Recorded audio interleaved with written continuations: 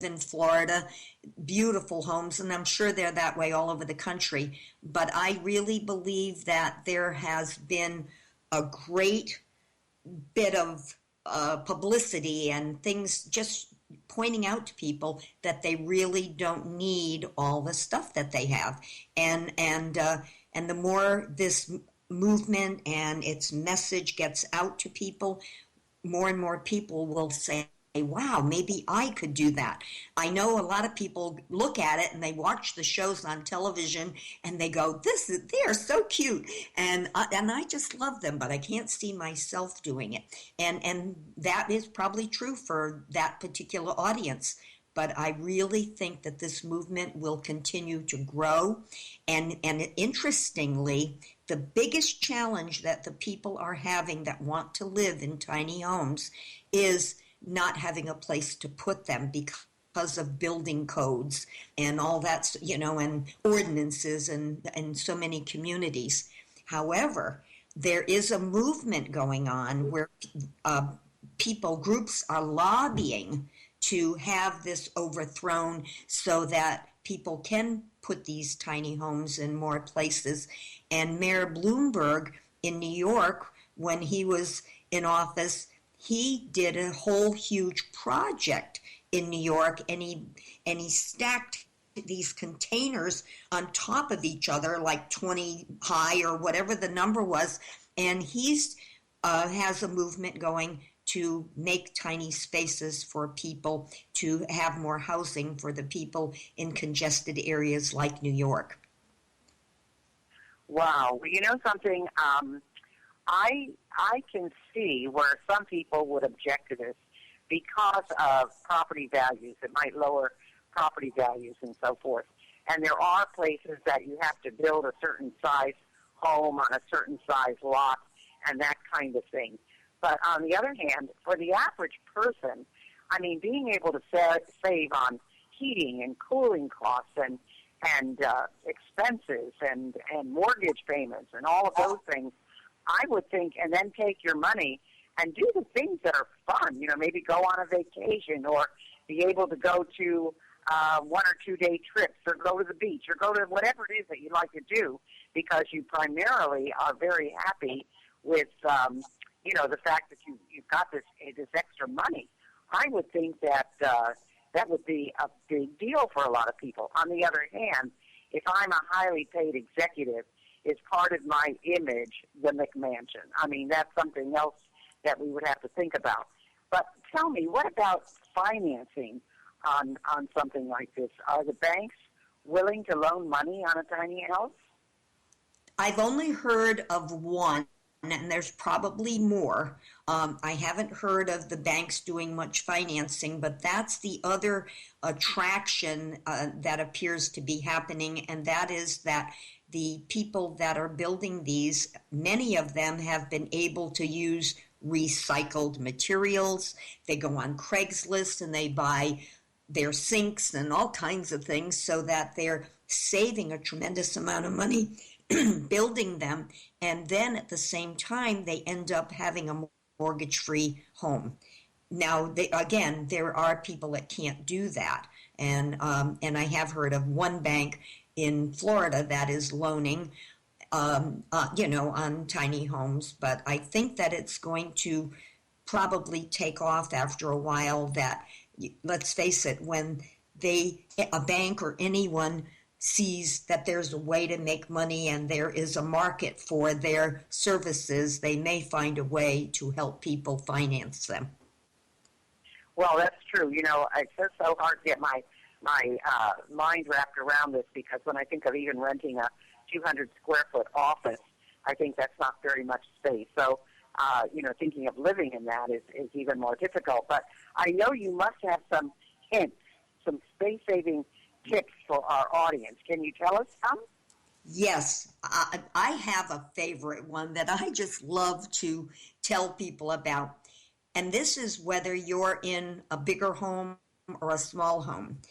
We always seem to not have enough space because we have so much stuff, which we've been talking about all along.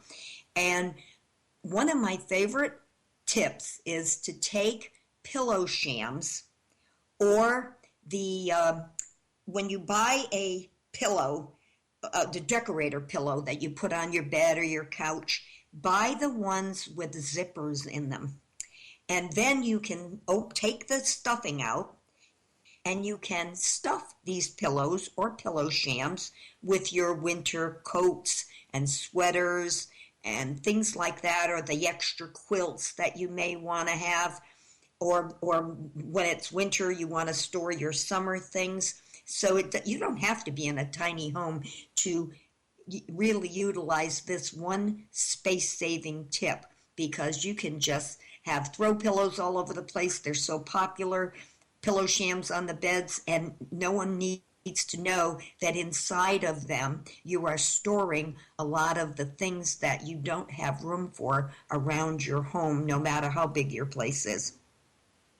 Wow, that is it. I would never even think about that. That's fantastic. Do you have anything else you can tell us?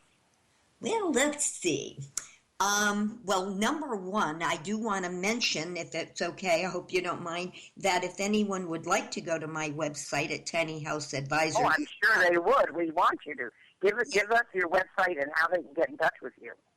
Yeah, I'll do that, and then I'll give you a few more tips. The tinyhouseadvisor.com website, you can go in and sign up for my newsletter, which is the Tiny House Gabber. And that is always loaded with all kinds of tips and comments along the way. And then also, if anyone would like to email me at pat@tinyhouseadvisor.com, if they'd like to contact me, I'm more than happy to give them a 20-minute free consultation and just hear what their challenges are and what their hopes and plans are, and see if there are some tips that I can help them with at that time. Now, other ideas. The big thing, another thing, people are doing this all the time. They're putting their beds on risers sometimes, little cones that they rise their bed up and they slide those plastic bins under the bed, and they store things under there. Well, in tiny houses in particular, a lot of the beds are built on drawers, dresser drawer type things, so that they're not wasting any space and they have all this storage underneath. The same thing with settees or sofas. They are put with, they're like on a platform, and then underneath are drawers. So there's loads of ways that we can do the same thing in our own homes, as well as always having more uses for an item.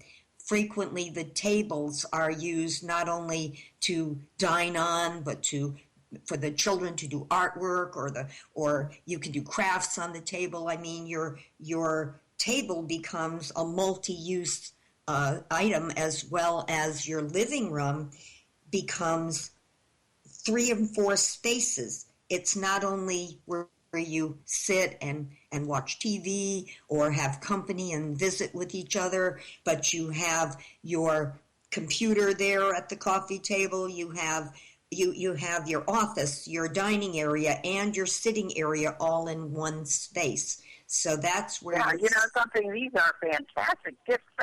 I mean, I think that people really should be in touch with you for that little session regardless. I don't care if you're in a McMansion or a tiny house. I think Pat can really help you out in terms of space. And by the way, when you type in Tiny House Advisor, remember advisor is ADVISOR, not ER. So it's tinyhouseadvisor.com. Well, I want to thank you, Pat. We're out of time today, but you're just a wealth of information. I want to thank you for being with us. Pat Dunham, the Tiny Spaces Coach. I mean, fantastic. Be sure to check her out at tinyhouseadvisor.com. And thanks, everybody, for listening today. And thanks, Pat, for being with us. And thank you so much, Dr. Gail. Looking forward to seeing you again soon.